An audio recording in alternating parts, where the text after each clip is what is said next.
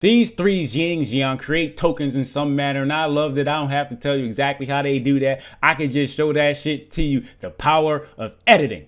The token created is a level 4 tuner, which makes it easier as fuck to summon Xiao and Xiangjian, and obviously some other level later 10 synchros, but fuck them. You can only summon synchros from your extra deck while you control said token, and they each do something if sent to the graveyard or synchro material. Draw a card, send a Xiangjian card or worm from your deck to the graveyard, deal 1200. Or banish your card on the field or the graveyard, which may be the reason why Xiangjian doesn't produce a token. But speaking on Xiangjian, you can special summon it by attributing a monster. It is a quick effect. It makes one of your worms able to destroy any extra deck monster it battles. I still think this motherfucker should have produced a token, but that's just me though. Considering that Xi, Xiao, and Xiangjian are easy as fuck to summon, it would be understandable if they weren't good, but to my surprise, they're not half bad. Xi, Xiao searches or banishes a Xiangjian card from your deck. Dragon Sword appears in Grand Spiritual Peak, raise or lower Xiangjian or worms level by 1, and Research and Sudden Shift produce the same level 4 tuner when they're banished with the same summoning restriction. Just so we're clear. And he negates by banishing a Xiangjian or worm from your graveyard. Fuck yeah. But one effect per turn only once that turn. I can't fucking stand that line of text. But it's easy as fuck to summon, so I guess it's fine. Xiangjian doesn't need to be any bigger, but he does get bigger for each banished card, including your opponent's, but also drops your opponent's monsters by the same amount. I don't like effects like this, but it will make battle easy for you and harder for your opponent. Somewhat. Protects himself from card effects only, but when a card is banished, including your opponent's, you can banish a card from your opponent's field and graveyard. Oh shit, it ain't that good to be honest. However, given the ease of summoning, is perfectly fine. Dragon Sword appears, searches a Xiangjian or worm if you control a synchro, and Grand Spiritual Peak brings back a Xiangjian or worm if, you guessed it, you control a synchro. Exciting.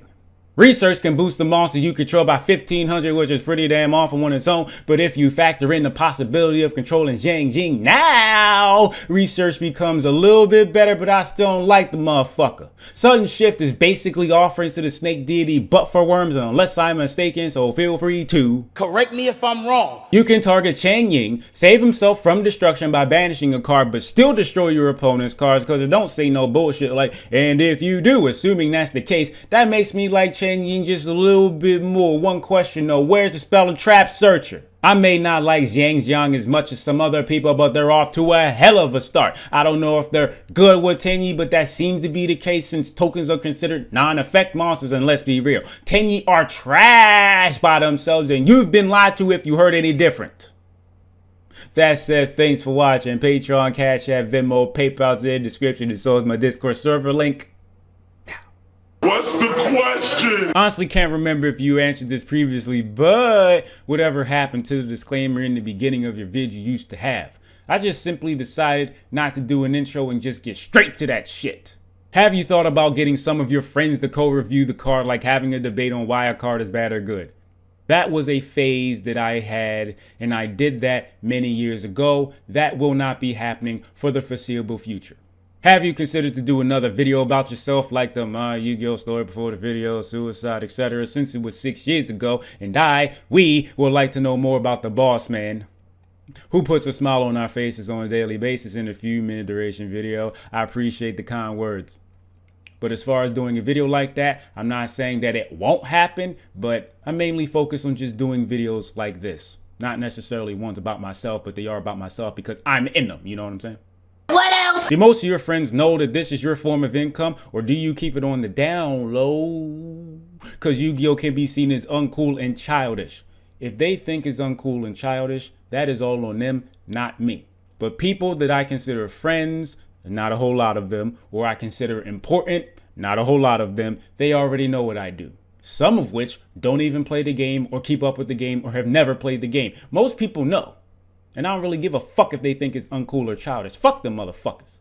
Are there any countries you're surprised that watch your content? I had to, word for it to be like a coherent question. I'm more surprised that people watch me on a consistent basis. That's what I'm more surprised at. As far as the country and the particular demographic in which people watch, that's just extra. But no, I don't really think about that shit, nor am I surprised. Thanks for watching, by the way.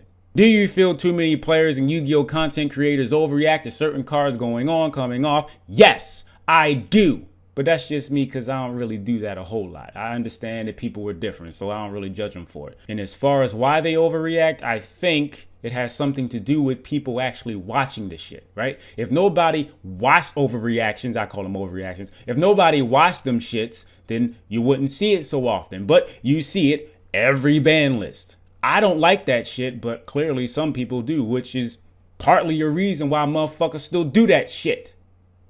Hashtag what's the question? You already know. I appreciate you.